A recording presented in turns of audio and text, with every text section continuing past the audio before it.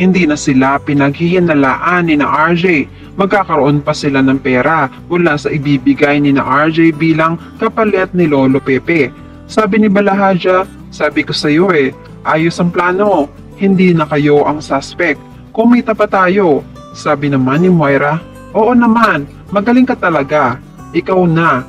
Sabi naman ni Balahaja, oo ma'am, basta ang hatian natin 70% ang akin dito. Sabi ni Moira, lugi nga ako dyan Sabi naman ni Balahaja, ma'am, ako naman ang nakaisip nito Sabi naman ni Moira, basta, siguraduhin mong hindi ako sasabit dyan Sabi naman ng lalaki, ma'am, hindi baguhan ang kausap nyo.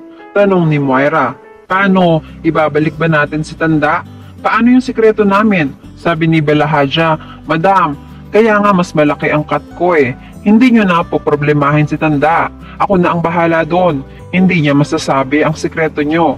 Bago magtapos ang usapan, sabi ni Moira, siguraduhin mo napangiti siya, ngiting tagumpay. Samantala malakas ang kutob ni Harry na may nangyayaring masama kay Lynette dahil sa kapirasong papel na may nakasulat na help. Pinalikan niya agad ang bahay ng tatay niya. Nakarating na si Harry sa bahay. May nakita siyang isang sasakyan na hindi naman pamilyar sa kanya. Ito na nga, may ibang tao na nga sa loob ng bahay.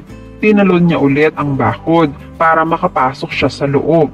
Palibhasa sa bahay ito ng tatay niya kaya alam niya ang mga pasikot-sikot dito. Pinuksan niya ang sliding door sa kitchen. Tinatawag niya ng mahina ang pangalan ni Lynette. Kinuha niya muna ang vase bilang pangdepensa niya. Naramdaman niyang may pababa sa hagdan at nagtago muna siya. Nakita ni Harry ang isang lalaking nakamaskara. Umalis ito parang papunta sa kusina. Dali-daling umakyat si Harry sa itaas at hinanap si Lynette. Samantala, nasa kwarto si Lynette kung saan andito ang mga gamit ni Annalyn. Nag-aaway sila ng lalaki dahil pinakikialaman ang uniform ni Annalyn at inaamoy. Nababastusan si Lynette kaya inagaw niya. Nasampal niya ang lalaki pero nagalit sa kanya ang lalaki. Pinagbantaan na siya. Sabi ng lalaki, namimihasa ka na Mukha lang ako mabait pero wag mo ako sasagarin. Baka hindi ka na makita ng pamilya mo. Napaiyak si Lynette. Maya-maya nakita niya si Harry na dahan-dahang lumalapit. Sumesenyas na wag maingay. Sabi ni Lynette sa lalaki, baka ikaw ang hindi makita ng buhay ng pamilya mo. Nagalit na naman ang lalaki. Pero bago pa siya masaktan ay nahampas na ni Harry ang lalaki sa ulo. Napuruhan ni Harry. Nawalan agad ng malay ang lalaki. Agad hinila at nilabas ni Harry si Lynette. Okay lang po kayo? Hindi ba kayo nasaktan? Hindi pa man sila nakakababa ay nakasalubong na sila ng isa pang lalaking nakamaskara. Nagulat sina Harry at Lynette. Takot na takot sila.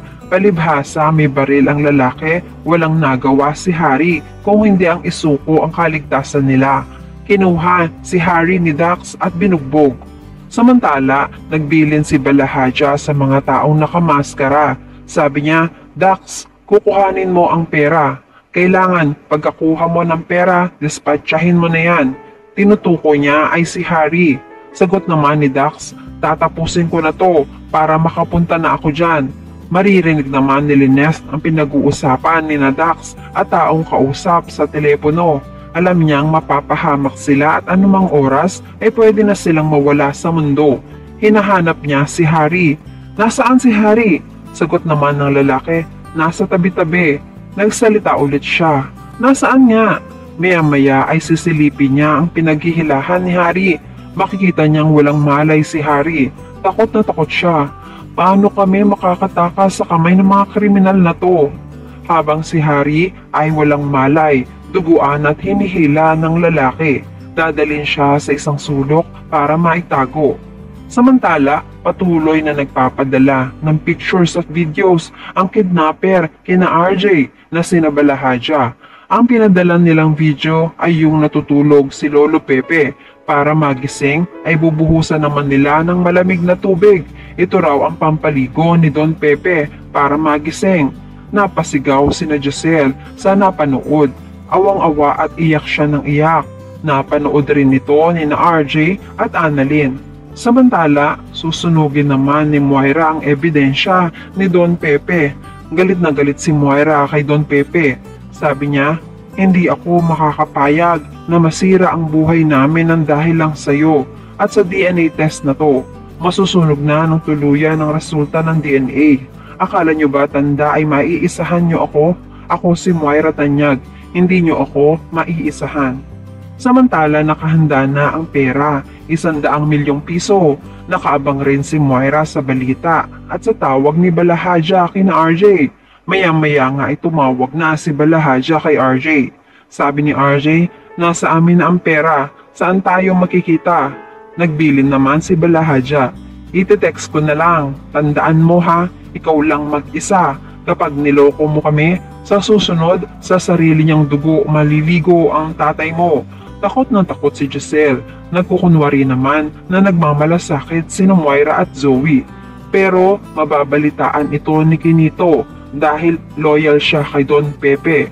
Siya mismo ang magliligtas kay Don Pepe. Bago pa makipagkita si RJ sa mga suspect, nakausap na niya si Giselle na pag-aralan ni Kinito ang mga hakbang na dapat gawin. Mauuna siya sa lugar ng meet-up ni na RJ at ng mga suspect. Hindi nila alam, nakamasid na sa malayo si Kinito. Pagkakuha ng pera ay susundan ni Kinito ang kotse ng mga suspect hanggang sa matatagpuan na niya ang kinaroroonan ni Don Pepe.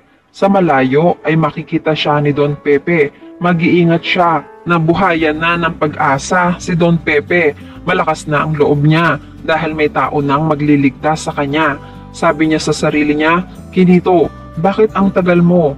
Sumenyas naman si Kinito nang huwag kang maingay, Don Pepe, ililigtas kita. At yan ang mga pakakaabangan natin sa Abot Kamay na Pangarap. Kung gusto nyo ng mga ganitong klase ng kwento, please like this video and please subscribe to my channel.